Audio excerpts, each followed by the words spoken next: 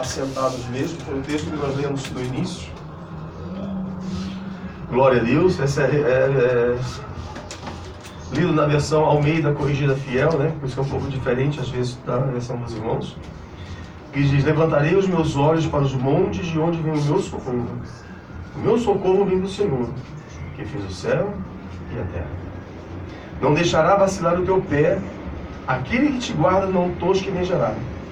Eis que não tosquenejará, nem dormirá o guarda de Israel.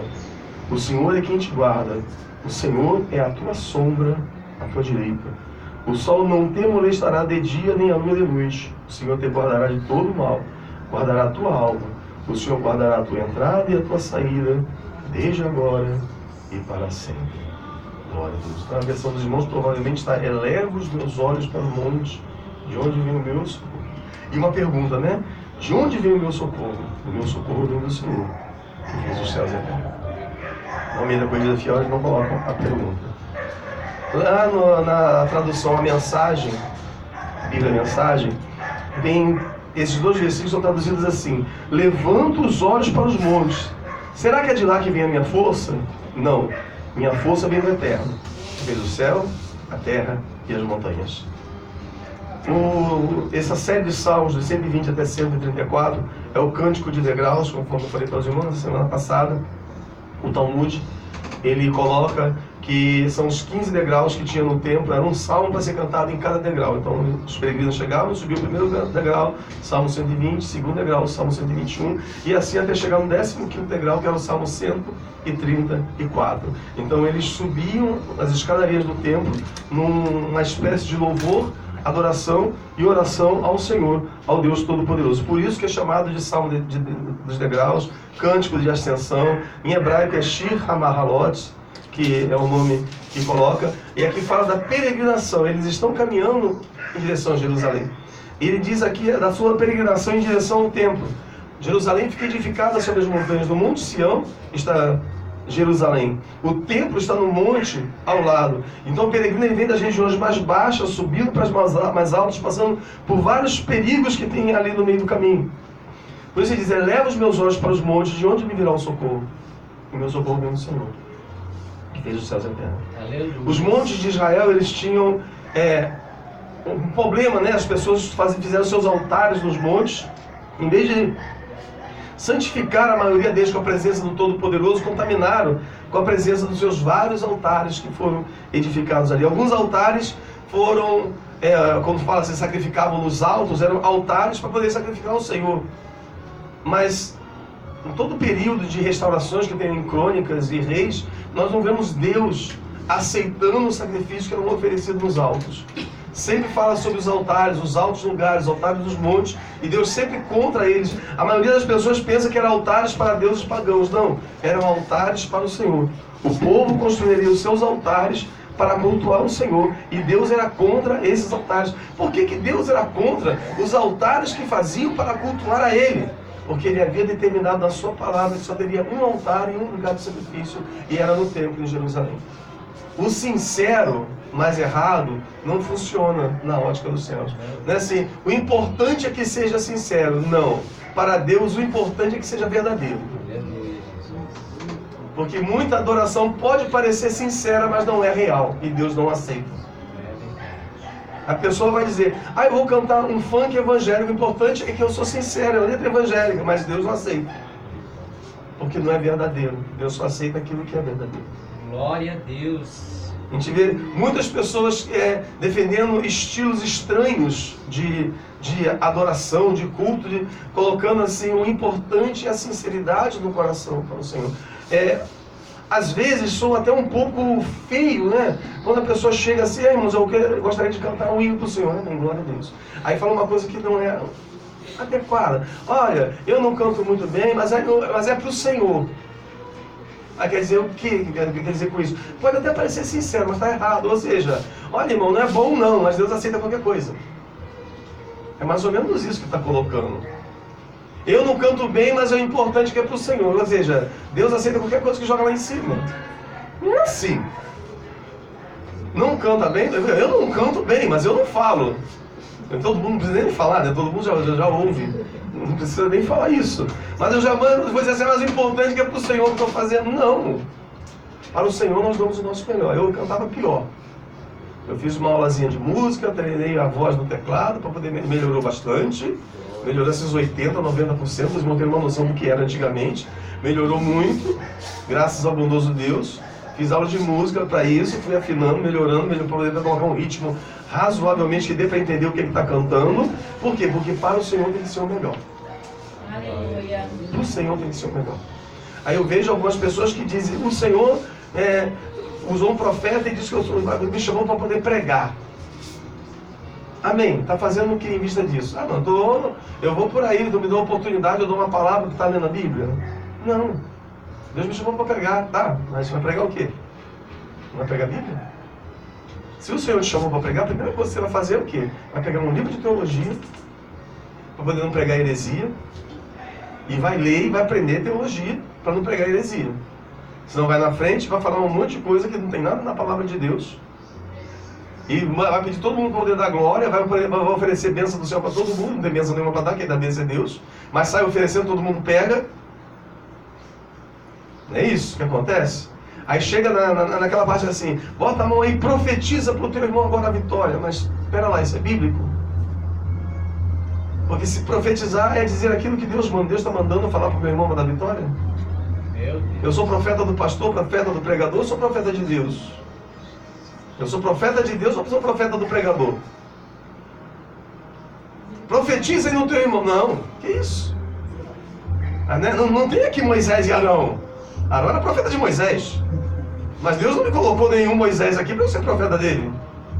Amém, irmãos? Estão entendendo, pastor? Amém. Glória a Deus. Se Deus te chamou para pregar, você vai pegar o quê? Você vai pegar teologia. Pastor, mas a letra mata, o espírito que vivifica, tá? Qual é o contexto desse versículo mesmo?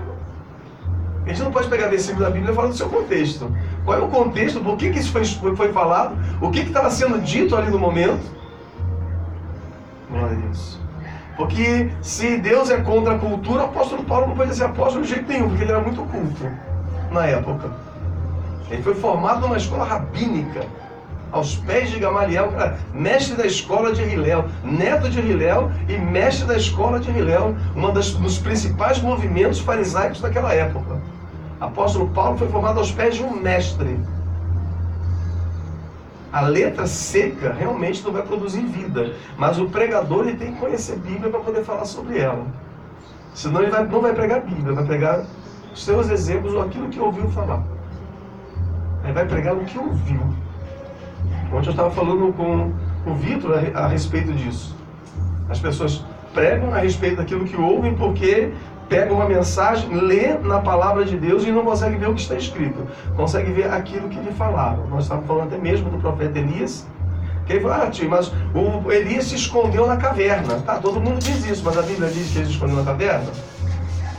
Ele se escondeu, a Bíblia está dizendo isso? Está escrito isso na Bíblia?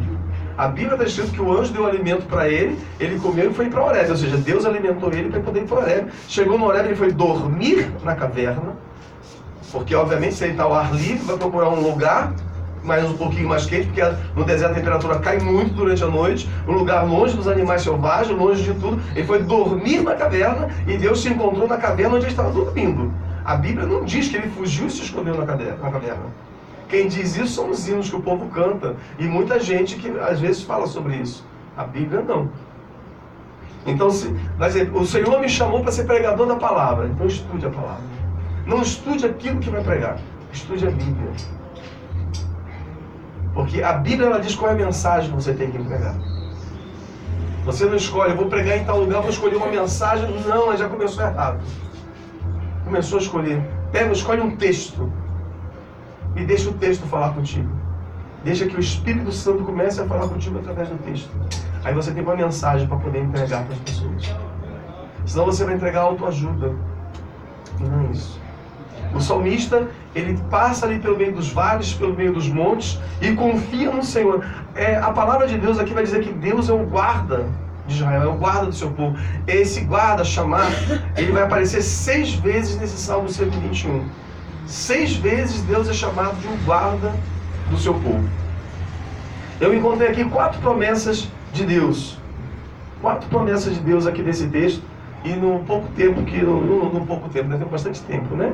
No tempo que nós temos aqui, iremos falar um pouquinho a respeito disso. O nosso Deus, ele está no seu santo templo. Então ele levanta os olhos, mais uma vez, levanta os olhos para o monte. De onde vem o socorro? O templo está em Jerusalém, está lá em cima no monte. Deus está no seu santo templo. Sim. Aí os vários livros, vários midrashim, vão falar que Deus está no seu templo por projeção, porque Deus, tudo está em Deus. Tudo está dentro de Deus. E um templo não caberia, porque o universo não cabe ao Senhor. Então, de uma certa forma, metaforicamente, Deus está no seu templo. Mas, pelo menos, o povo mais devoto de Israel sabia que Deus está no seu templo, enquanto o povo está com seu Deus. O templo é morada, é habitação, é um lugar santo, é um lugar sagrado, e Deus opera nele enquanto esse lugar sagrado é honrado. Quando se desonra um lugar sagrado, Deus deixa o lugar sagrado de lado. A sua devoção, ela consagra o lugar do seu culto. Glória a Deus. Thomas Memphis, ele explicava que você vai ter o teu momento devocional com Deus. Você vai separar um horário específico e todos os dias aquele horário, e num lugar específico, todos os dias naquele horário, naquele lugar, você vai separar um tempo para poder falar com o Senhor. Vai tornar isso um hábito. Então, todos os dias, determinada hora, eu vou naquele lugar específico e vou falar com o Senhor. O que você vai fazer com isso? Você vai santificar aquele lugar com as suas orações. Você vai trazer a presença de Deus para aquele lugar. Aquele lugar vai ficar impregnado das suas orações. Ele vai ficar impregnado da presença de Deus. Vai ser um lugar santo, que qualquer pessoa que vai falar com o Senhor e for aquele lugar, ela vai sentir a presença de Deus. Porque a tua devoção santifica o lugar do teu culto. Seja o lugar em que nós cultuamos a igreja, seja o lugar que você separa na tua casa para poder falar com o Senhor. Ah, eu não posso separar toda a casa, pastor. Não, você separa um lugar. Porque é mais fácil você guardar um lugar do que guardar a casa toda. E aquele lugar será o teu círculo de santidade. Aquele lugar será o teu círculo de santidade. Logo no início nós vemos aqui a primeira promessa e o primeiro inimigo. Porque tem inimigos aqui também nessa jornada. A primeira promessa do Senhor é: não deixará vacilar o teu pé. Vacilar o pé, nós pensamos, na subida a pessoa escorrega assim, dá uma escorregadela e pode cair, sim. Mas na Bíblia Sagrada, na linguagem bíblica, vacilar o pé, escorregar, quer dizer, sair da posição em que Deus te colocou. É sair da tua posição, da presença de Deus, a sua posição de filho, a sua posição de fiel. Isso é vacilar o pé, uma linguagem bíblica. E aqui diz: não deixará vacilar o teu pé. Então quer dizer então que Deus vai me proteger de cair no pecado? Deus vai me proteger de cair na fé? A palavra de Deus está dizendo isso. Mas Deus vai lhe proteger à medida em que você quer essa proteção. Mas também é pela palavra de Deus. Se você caiu, resvalou, enfraqueceu, algo aconteceu que lhe afastou da presença de Deus, o Espírito Santo de Deus, ele vai te buscar. Ele vai falar no seu coração, ele vai lhe trazer saudade do céu. Ele vai trazer vontade de reconciliar. Pastor, e quando a pessoa se desvia e não tem vontade de nada disso? É porque na realidade ela não se desviou, irmão. Ela só assumiu uma postura. Porque na realidade nunca foi filho. Meu Deus. Porque aquele que experimentou a glória do céu, ele pode esquecer dela por um tempo, mas vai ter um momento que o Espírito Santo vai colocar lá: volta. Aleluia, Jesus. E muitas das vezes ela nem esquece, ela tenta abafar com os ruídos do mundo. Porque o Espírito Santo está lá dentro dizendo: volta. Ela pode colocar as suas barreiras, e às vezes o ser humano tem muita barreira carnal. Mas o Espírito continua batendo na porta dizendo: volta. Glória a Deus. Como disse aos irmãos, uma irmã lá em Vilar Carioca, que eu fui visitá-la, ela se desviou do Evangelho de Cristo, era do ciclo de oração, passou muito tempo desviada, sentia vontade de voltar. Mas tinha vergonha. Porque ela era do ciclo de oração. Todo mundo conhecia ela, todo mundo conheceu ela desviada. Todo mundo viu o que ela fez, eu não faço nenhuma ideia, também não quis entrar em detalhes. Mas todo mundo viu o que ela fez depois que se desviou. E ela tinha vergonha de voltar na igreja por causa daquilo que ela fez. E o que ela queria, que alguém fosse convidá-la. para poder entrar na igreja. Ela queria simplesmente um convite. E ela falava para mim, irmão, passa várias irmãs aqui na porta da minha casa para visitar a irmã que está doente, que mora na rua ali de cima. Nenhuma dessas irmãs me convida para poder ir para o culto, para voltar para a igreja. Passam na minha porta, eu estou aqui, e não é que está atrás do muro, não, porque não é muro, não, era cerca de farpado e aqueles portãozinhos de madeira, não, um lugarzinho bem humilde, simples. Passou do lado de fora, deu tudo lá de dentro. Elas me veem aqui e ninguém me chama. E o meu maior desejo é voltar para a casa do Senhor. Aí vai dizer, pastor, o senhor chamou? Eu falo, não, não chamei. Eu fui lá buscar a filha dela levei para o evangelho. A filha levou a mãe. Eu tinha uma função lá e cumpri a minha função. E a minha função era pegar a filha que estava desviada. Essa era a minha função. A filha levou a mãe. Foi melhor do que se eu tivesse ido buscar a mãe. Eu teria que assumir um compromisso de ter que tomar conta das duas ali. Não, cuidando de uma. A filha levou e se responsabilizou. E a mãe ficou firme no Evangelho de Cristo. Quando a pessoa é verdadeiramente salva, o Espírito Santo lá dentro diz, não é esse o lugar que eu te coloquei. Não é dessa forma que eu quero que você fique. Você tem que voltar. A promessa é, não deixará vacilar o teu pé. A primeira promessa é no Salmo 120. Não deixará vacilar o teu pé. Filipenses capítulo 1, versículo 6. Filipenses capítulo 1, verso 6. Estou plenamente certo de que aquele que começou a boa obra em vós há de completá-la até aquele dia de Cristo Jesus. Exatamente. Aquele que começou a boa obra vai completar. É isso que o Paulo está dizendo. Eu estou certo que aquele que começou que obra? A obra da salvação. Ele vai completar essa obra.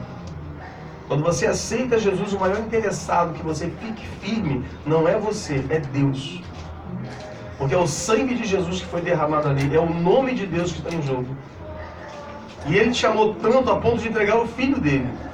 Então o maior interessado em que você fique firme no Evangelho é o próprio Deus.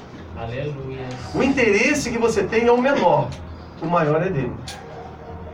E Ele não entregou o Filho dele para você aceitar Jesus e fica abandonado aí, se vira e luta para chegar no céu. Se Ele deu o Filho, que era o mais precioso que tinha no céu, para te salvar, o que Ele não vai fazer para te manter? Jesus. A fé cristã não é somente uma porta que nós atravessamos e depois caminhamos sozinhos esse grande vale até chegar na outra porta que vai dar nos céus. Não, é a porta de uma casa que nós atravessamos e encontramos com o nosso Pai ali dentro. E o nosso Pai nos conduz através do seu Santo Espírito na nossa jornada aqui na terra. E quando nós estamos fracos, o Espírito Santo está lá, levanta e apoia. Nós sentimos com as pernas bambas, ele nos segura, apoia e nós caminhamos. Essa é a jornada cristã. João capítulo 6, versículo 39 e 40.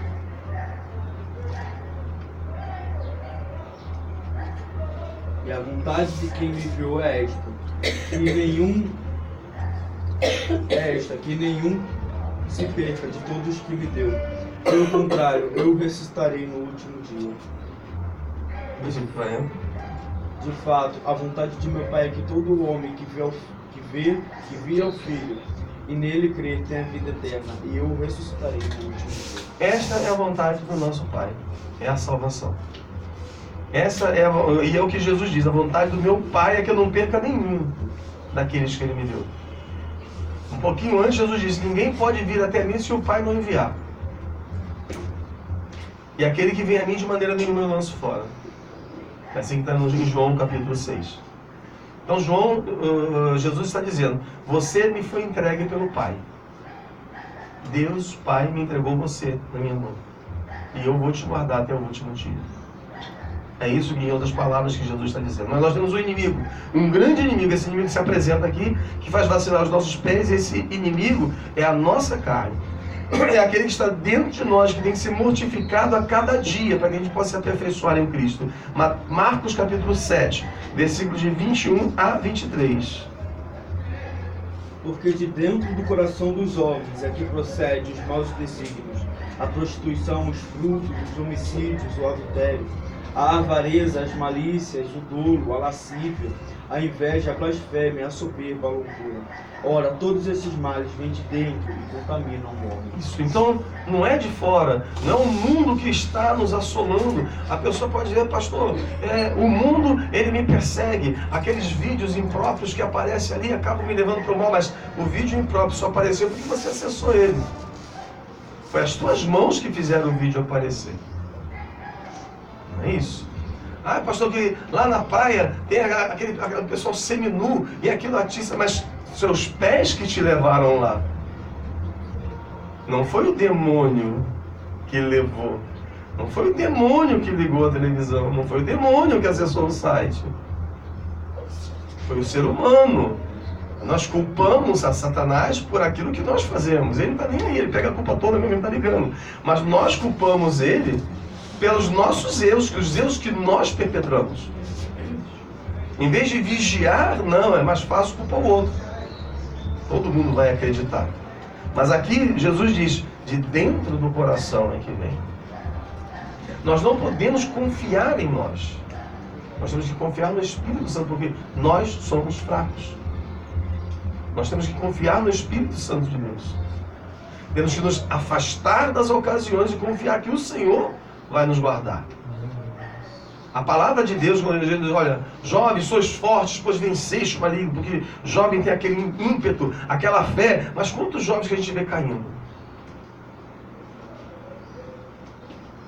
É porque não vigia. Pode ser forte como for, se não vigiar, cai. E aqui, o Senhor, ele guarda para nós não vacilarmos os nossos pés. Sim, nós não vamos tropeçar na carne. O que se pode fazer é a pessoa simplesmente resolver sentar no chão. Cair não vai. Mas ela pode resolver, não, eu quero mentir, eu quero roubar. Ela pode resolver isso do seu coração. Ela não está sendo tentada para isso. Ela está escolhendo deliberadamente. Mas se não escolher, a Bíblia diz que Deus vai guardar os seus pés para que não resvalem, para que não vacilem. Romanos capítulo 13, versículo 14.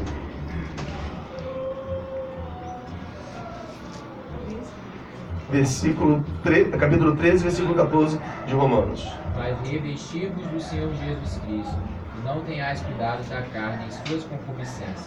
Isso, revesti-vos do Senhor Jesus e não tenhais cuidado da carne e das suas concupiscências. Aí entra aquela questão doutrinária. As pessoas não gostam muito quando se toca em doutrina. Fala, pastor, por favor, fala de tudo, menos em doutrina. Não toque em pontos de doutrina. Glória a Deus. As pessoas não gostam muito disso. Mas, quando nós nos revestimos de Cristo, nós andamos como Cristo. Vivemos como Cristo. E nos protegemos como Cristo. A pessoa quer se proteger do pecado antes nos lugares certos e da forma certa. É verdade. Quando a gente fala de doutrina, a pessoa pensa assim, então eu não posso ir para a praia, botar um biquíni, eu não posso ir para a praia, botar uma sunguinha, eu não posso jogar bola de bermuda e sem camisa. Até agora está me falando de ficar semi-pelado. É um semi-nu. Que se expõe para as pessoas, atrai a cobiça, desperta a cobiça das pessoas. E a cobiça despertada das pessoas vai acabar se voltando contra você. Se você é servo de Deus e desperta a cobiça dos outros, você está pecando. Você tem que despertar pensamentos de santidade e de retidão. E quanto menos cobertura se usa, mais ocasião se dá para a carne se manifestar. Alguns podem questionar, então eu vou ter que andar todo coberto. Eu vou dizer para os irmãos, Jesus andava. Eu não consigo imaginar Jesus jogando um futebol. O pessoal chamou, Jesus, vamos jogar uma pelada ali. É meio esquisito de imaginar isso. Vamos dar um mergulho no lago. É meio estranho de se imaginar isso. Quando as pessoas chegavam para Jesus e diziam, Senhor, tem alguém que está endemoniado na minha casa, o Senhor pode ir lá curar? Não é isso, Jesus. Jesus, tem alguém cego ali, meu filho está cego, o Senhor pode curar? E Jesus ia lá curar. Senhor, o Senhor tem as palavras da vida eterna, eu preciso ouvir. E Jesus se colocava em cima. Aí o apóstolo Paulo diz, sede meus imitadores como eu sou de Cristo. Então Paulo está dizendo, como Jesus fazia, eu faço. E você tem que fazer como eu faço, porque eu faço como Jesus fazia. Aleluia. Aí a questão então tem que se separar de tudo aquilo que tem no mundo para poder servir a Deus. E no Evangelho de João diz, aquele que ama o mundo, o amor do Pai não está nele. Eu acho que a Bíblia já é clara em tudo. Então não vou aproveitar no mundo. Se você vai viver eternamente, assim que você partir para a eternidade, você vai ter muito tempo de aproveitar muita coisa. Porque a vida não é essa que os nossos olhos materiais veem. A vida verdadeira é aquela que nós veremos quando a nossa carne descer à sepultura. Aí nós vamos ver a vida verdadeira e teremos a eternidade para desfrutar essa vida verdadeira. Glória a Deus. O problema é que, como seres humanos falhos, nós só olhamos para aquilo que está diante do nosso nariz. Nós dizemos que somos salvos, que queremos morar no céu, que queremos estar com Cristo. Mas, irmãos, eu digo, se o anjo do Senhor hoje, essa madrugada, chegar perto dos irmãos, ou tarde da noite, e disser, olha, eu vim te buscar. Muita gente vai dizer, ah, não estou preparado, hoje não. Hoje não, eu tenho um casamento para ir, eu tenho um aniversário para poder ver lá, eu tenho que ver o filho crescer, o neto descer, eu tenho que ver alguma coisa, eu não estou pronto. Hoje não, o Senhor tem misericórdia, não é isso? Mas todo mundo quer entrar no céu. Desde que tenha bastante tempo para poder ficar aqui na Terra. É por quê? Porque nós não olhamos a realidade celeste. Nós temos que olhar a realidade celeste da seguinte forma. Eu moro aqui no Engenho Novo. Quem sabe, um dia eu vou me mudar lá para Mauá, né? Não tem nem como morar no outro estado, tem que ser aqui no Rio de Janeiro mesmo. Agora lá para Mauá, lá para Xerém, não mais longe ainda, tem que ser bem longe. Lá para Xerém, ou seja, vou mudar de endereço. Glória a Deus, eu estou mudando de endereço, uma nova vida, um novo lugar, uma nova casa. É isso que é a eternidade. Eu estou mudando, eu estou saindo desse corpo e entrando em um corpo celestial para poder morar num lugar melhor. Mas, pastor, e os filhos e tudo aquilo que fica? Você vai ter a eternidade toda sem eles se eles forem perdidos e com eles se eles forem salvos. Mas cedo ou mais tarde vai chegar a hora em que vai haver essa separação momentânea. Não tem como você controlar isso. Isso está nas mãos do Senhor. O que você tem que fazer como salvo é lutar para que aqueles que você ama estejam no mesmo lugar que você vai. Nenhum sacrifício é pouco para isso, se você ama verdadeiramente. Tem que colocar diante dos teus olhos, se o Senhor te chamar hoje, para onde vai aqueles que você ama? Se vai estar contigo ou não.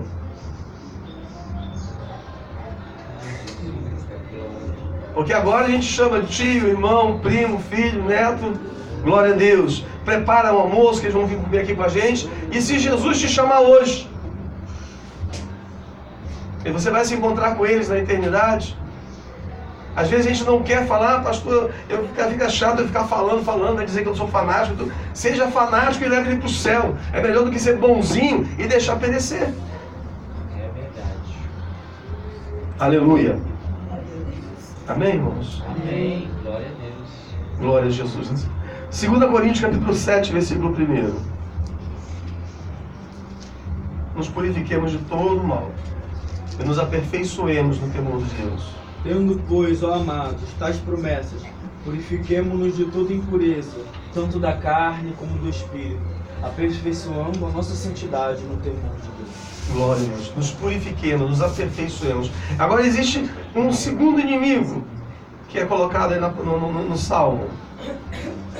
O sol não te molestará de dia, nem a lua de noite. Não é isso? Eu esqueci de botar um versículo aqui. Esse é o segundo inimigo. E quando está falando do sol e a lua, como nós vimos no Salmo 91, aqui está falando de realidades espirituais. Está falando de seres espirituais. Keteb, que aparece no Salmo 91, que é uma classe de espíritos malignos. Então está falando das potestades espirituais contra quem nós temos que combater. Então aqui está o nosso segundo inimigo, são as potestades espirituais. Então o crente luta contra a sua carne, Deus não deixará vacilar teu pé. Mas aqui, Deus luta também, Deus luta contra os teus inimigos espirituais. O sol não te ferirá, de dia o sol não te ferirá, nem a lua de noite. Aqui Deus está falando dos espíritos que tentam reger. O próprio livro de Deuteronômio fala que o povo levantaria, cultuaria as estrelas, o sol e a lua. E nós temos nas várias religiões o sol e a lua personificados como seus deuses. O Egito tem Ra, que é o responsável, que é o do sol. Está em Apolo entre os gregos, Hélio entre os gregos, Apolo entre gregos e romanos, que tem também Selene, que é a lua entre os romanos. E vai seguindo, todas as religiões têm o seu sol e a sua lua, que são cultuados os deuses das nações que se levantam para destruir o povo de Deus. A Bíblia Sagrada apresenta como uma conotação espiritual. O Salmo 91, versos 5 e 6.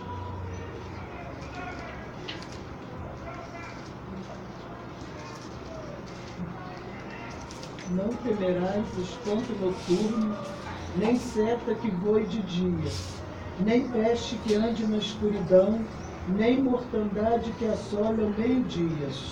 Isso aí são potestades espirituais, são seres espirituais. Quando falamos sobre o Salmo 91, nós nos referimos a ele, com seus nomes e tudo mais. São seres espirituais que se levantam contra o povo de Deus, que se levantam para bater, que se levantam para destruir. A palavra de Deus nos adverte e Deus nos protege. Deuteronômio 17, verso 3. E vá e sirva outros deuses e os adore, ou ao sol, ou à lua, ou a todo o exército do céu, o que eu não ordenei. Isso. A palavra de Deus vai novamente classificar eles, aí desde o Deuteronômio classificando essa parte como seres malignos, como potestades espirituais. Existem muitas feitiçarias, magias que são feitas a partir da lua, adivinhações que são feitos utilizando esses elementos, os luzeiros que Deus colocou para governar o dia e a noite. E aqui no Salmo diz que Deus nos guarda dele. Aleluia. Deus nos guarda da queda. Deus nos guarda das potestades espirituais. A cada momento, às vezes nós não percebemos esse cuidado de Deus, esse se proteger de Deus, mas Ele está do nosso lado guardando e protegendo. Existe uma segunda promessa e um terceiro inimigo. O Senhor te guardará de todo mal. Nós vimos ali a carne, nós vimos os espíritos malignos, e agora nós vimos aqui o mundo. O mundo que quer naufragar a nossa fé. A parte que está colocando do inimigo que separa aqui é o mundo, que nós temos que duelar, lutar. Por quê? Porque o mundo, ele seduz. Ele apresenta aquilo que você gosta. E muitas pessoas que se desvincularam, mas não se desvincularam totalmente, acabam caindo de novo. Tendo recaídas, porque o mundo, ele é chamativo. As pessoas, às vezes, têm uns costumes lá fora, e quando aceita Jesus como Salvador, ela tem que mudar os seus costumes. Tem que colocar os seus costumes de acordo com o padrão da palavra de Deus. Eu já escutei muita gente dizendo, pastor, se for colocar de acordo com o padrão da palavra de Deus, as pessoas não vão querer o Evangelho. Mas eu não tenho que adaptar a Deus as pessoas têm que se adaptar a Deus. Porque se a pessoa, se nós adaptarmos Deus às pessoas, vamos colocar uma igreja em frente à praia, então entre uma onda e outra a pessoa vai lá assistir o culto, bota uma canga na cintura, né? E vai lá do jeito que está e assiste o culto. Tem isso, né? Tem isso. Então as pessoas vão lá e assistem o culto tranquilo. Eu estou adaptando a igreja para o homem, mas Deus está recebendo? De forma alguma. Deus está aceitando? De forma alguma. Podem dizer que é legalismo, mas não sei onde é que eles pegaram isso. Pegaram alguns versículos que falam sobre legalismo, e tudo que é contra a vontade da carne, o homem diz que é legalismo. Atingiu a carne é legalismo. Aí vão dizer, isso pastor, era naquele tempo, isso era do tempo da lei. Eu tive com um pastor que estava falando comigo a respeito de algo que ele queria fazer. Eu falei, irmão, isso aí a palavra de Deus não está de acordo. Ah, mas isso aí era no tempo da lei. Não, foi Jesus que falou. Jesus falou, aí vai estar no livro tal, capítulo, versículo. Ah, mas Jesus falou para aquele povo naquele momento. Falei, como é que você faz para discernir o que é para nós hoje, o que foi para aquele momento? Se a Bíblia é só para aquele momento, aquele povo, por que a gente carrega ela e por que a gente tem que ler ela? Se ela não é para nós hoje. É verdade. Então a gente pega, mete a tesoura naquilo que não serve e só separa o que serve, é isso? Glória a Deus. Deus só tem uma aliança. Deus só tem um povo. Tanto que quando o Senhor ele institui a igreja, Ele não planta uma árvore nova, Ele nos enxerta na antiga. Isso diz o apóstolo Paulo. Aleluia. Ele nos enxerta em Israel. Ele não tem dois povos, Ele tem um povo só. Aleluia. Porque Ele só tem uma aliança. Nunca é a lei de Moisés, é a lei que Deus deu a Moisés para passar para o povo. Moisés não criou lei nenhuma, quem criou é Deus. Glória a Deus. São as leis de Deus que Moisés não inventou nada daquilo que ele falou. Tudo que ele recebeu do monte ele transmitiu. A gente fala lei de Moisés, não é a lei que Moisés escreveu lá. É a lei que Moisés transmitiu, porque ele foi o transmissor da lei para o povo. Mas a lei é de Deus. Deus mudou a lei porque a lei escravizava o povo. Então, Deus deu algo para poder escravizar e depois libertar? É isso? Glória a Deus. Deus fez assim, vou botar todo mundo escravo debaixo da lei. Pega um monte de corrente, acorrenta todo mundo. Então daqui a pouco vai vir meu filho e ele vai libertar vocês das correntes que eu coloquei. Fica estranho, né? Glória a Deus. Deus só tem uma aliança. Deus só tem um povo.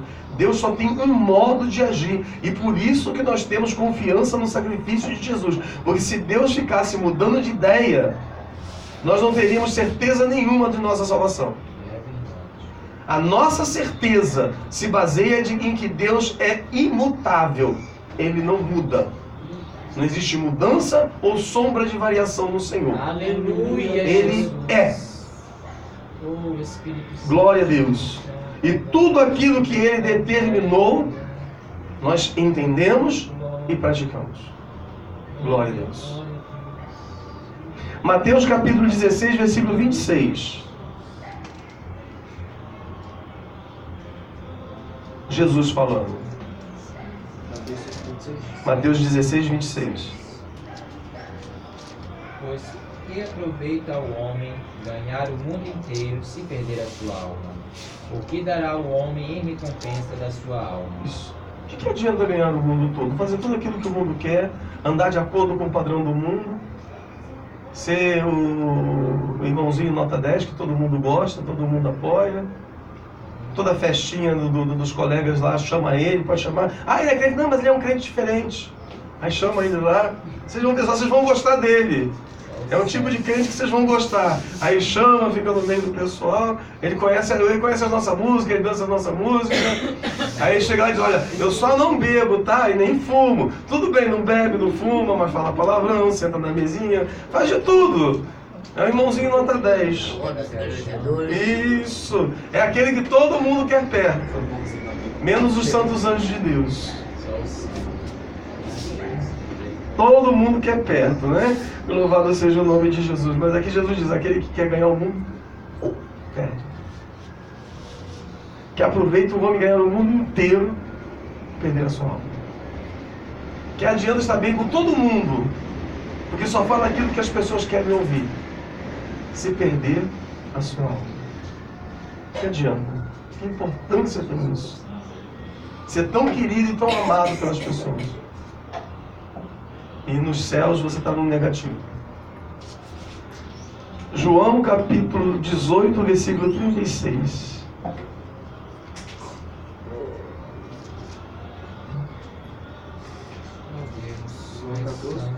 João 18, 36. Respondeu Jesus, o meu reino não é deste mundo.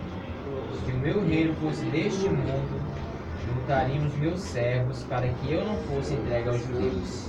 Mas agora o meu reino não é daqui. Então, Jesus diz, o meu reino não é deste mundo. Você faz parte do reino de Deus. Então, se você faz parte de um reino de Deus, você faz parte de um reino que não pertence a esse mundo. Você não vive mais na esfera desse mundo. A sua carne está aqui. Tem que caminhar, você tem que trabalhar, você tem que se alimentar, tem que estar junto às pessoas. Mas a sua mente está nos céus. Porque o teu corpo espiritual está nos céus. A tua herança está nos céus. Você vive aqui, mas você não pertence a este mundo. Este mundo não é seu. O mundo a que você pertence é outro totalmente diferente. A tua herança está nesse mundo celestial. No reino de nosso Senhor e Salvador Jesus Cristo. Marcos capítulo 4, 19.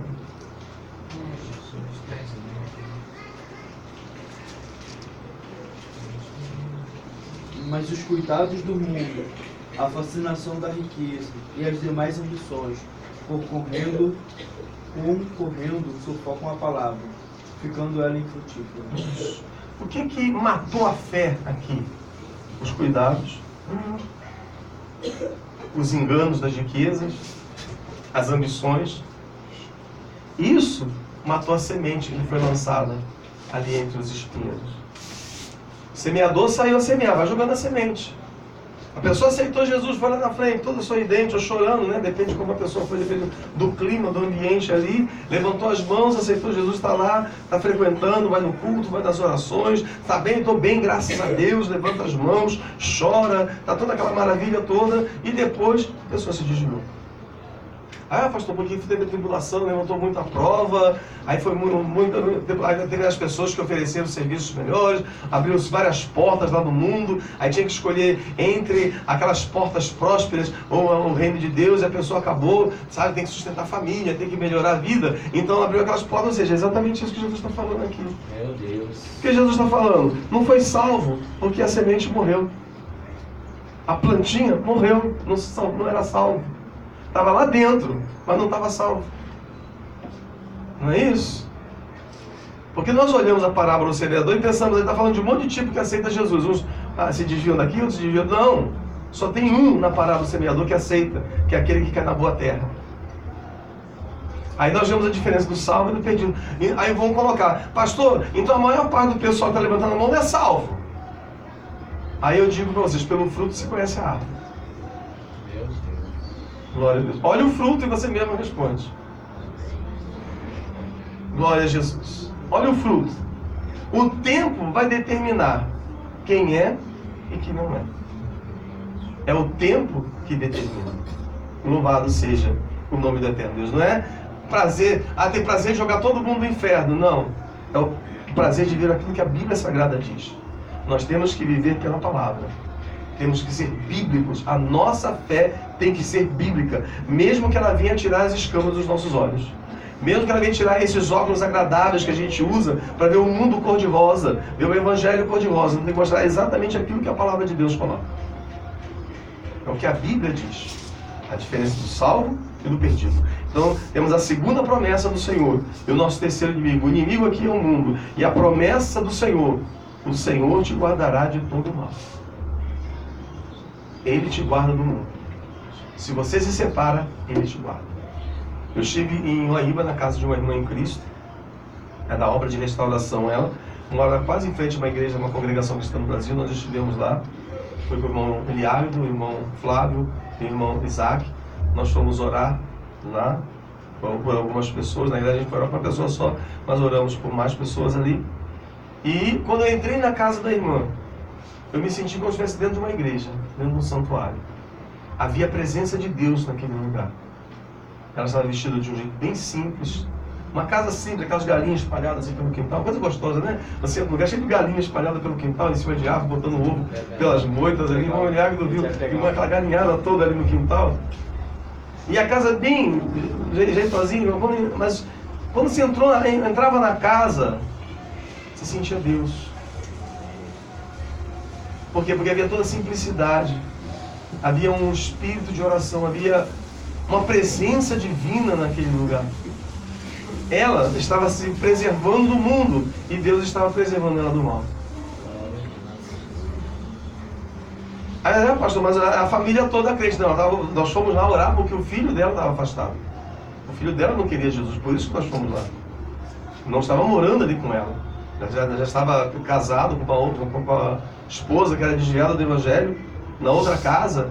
Então não é porque todo mundo estava firme, não. Ela, na sua casa, estava firme. E ela estava santificando a sua casa com as suas lágrimas e as suas orações. Ela estava se preservando do mal. E Deus estava guardando ela de todo o mal. Amém? Glória a Deus. Não é? Senhor, me preserva do mal. E vou correr na direção dele para que Deus vai me preservar. Senhor, eu tenho medo de touro, mas eu vou entrar no curral. Não! Se eu tenho medo, eu vou ficar do outro lado da cerca. Não é nem questão de tentar o Senhor teu Deus, é de não ter juízo mesmo. Aí eu digo, Senhor, me preserva do mundo e caminho para onde o mundo reina. Não tem cabimento isso. Eu vou dizer, Senhor, me guarda de todo mal. Eu era funkeiro, não é o meu caso, né? Mas dizer, eu era funkeiro, eu gostava muito de bebida, de drogas e tudo, mas agora o Senhor me livrou, mas arrumei um trabalhinho, eu vou trabalhar lá no baile que vai ter lá dentro da comunidade, e eu vou estar vendendo cervejinha, mas o Senhor vai me proteger, que eu não vou beber não. E vai lá para o meio do lugar da onde saiu. O que está procurando? Procurando cair. Aí vai que Deus vai preservar de todo mal? A terceira promessa, Ele guardará a tua vida. Ele vai te guardar. Salmo 41, verso 2.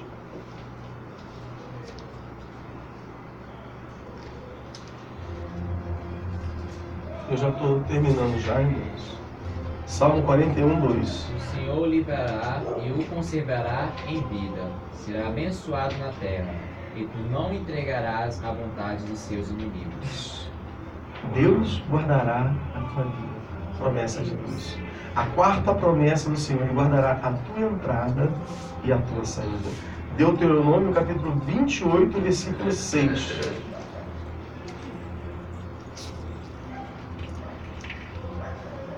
Guardar a entrada e a saída fala de prosperidade material, porque Deus cuida da tua alma, do teu espírito, mas cuida também das tuas necessidades básicas. Bendito serás ao entrar e benditos ao sair. Isso. Guardar a tua entrada e a tua saída. Lá em Deuteronômio, bendito será ao entrar e bendito serás ao sair. É a tua vida próspera, né? A tua vida material. O apóstolo João diz que seja próspero, que você prospere espiritualmente como você é próspero materialmente. Existe a questão de cuidado de Deus também na sua parte, no seu físico, no seu corpo, no seu lar, a sua família. Porque as pessoas não comem e bebem oração. O corpo físico ele precisa de outras coisas para se alimentar. Às vezes a gente até quer, né? Como eu falei dos irmãos daquele homem que subiu na coluna e ficou lá 40 anos em cima da coluna, sem tomar banho, lá somente orando. O santo, esqueci o nome do santo, ele não consegui lembrar o nome dele, que ficou lá em cima da coluna. Muitas pessoas podem dizer, eu me alimento de oração. Glória a Deus por isso. Mas vai chegar um momento que o corpo vai ficar debilitado. A menos daqueles que passam longos períodos de jejum, tem momento que eles se alimentam. Quando fala guardar, entrada e saída, está dizendo, Deus vai te fazer prosperar na terra. Deus vai te abençoar na terra. 1 Samuel capítulo 2, versículo 9. As bênçãos de Deus estão associadas à sua fidelidade. Deus abençoa os fiéis. Os pés dos seus santos guardará, porém os ímpios ficarão mudos nas trevas, porque o homem não prevalecerá pela força. Glória a Deus, viu? Os pés dos santos guardará. Então, Deus abençoa e prospera conforme a tua fidelidade para com Ele. Os fiéis recebem da parte do Senhor. Os não fiéis vão ficar somente questionando e murmurando. Por que Deus? Por que Deus? Está na palavra. Aí é a escolha de cada um. Então, são essas 4 promessas que estão aqui nesses salmos, esses 3 inimigos que é a vitória. Nós somos peregrinos também, irmãos, como o salmista. Nós estamos caminhando em direção à cidade celeste, à cidade santa, a Santa Jerusalém, mas a Santa Jerusalém que foi edificada não por homens, mas que foi estabelecida nos céus. Caminhamos para Jerusalém celestial. E nessa jornada nós vamos enfrentar os mesmos perigos que o salmista enfrentou. Nessa jornada nós vamos enfrentar a carne, nós vamos enfrentar o mundo, nós vamos enfrentar a Satanás, vamos enfrentar as potestades malignas e vamos vencer de todos eles.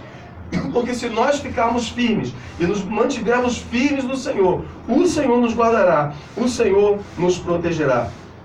O salmista diz, o Senhor dos exércitos está conosco, o Deus de Jacó é o nosso refúgio, no Salmo 46, versículo 7. Ele nos exorta, confie no Senhor, confie no teu Deus. E em cima desta promessa, caminhe sim, de cabeça erguida. E tenha confiança que o teu Deus, Ele te guarda. Você pode não ver a mão do Senhor agindo ali, porque muitas das vezes a tribulação, a tristeza, a angústia é tão forte que a gente não consegue ver Jesus. Quando Jesus morreu, todo mundo entrou em pânico.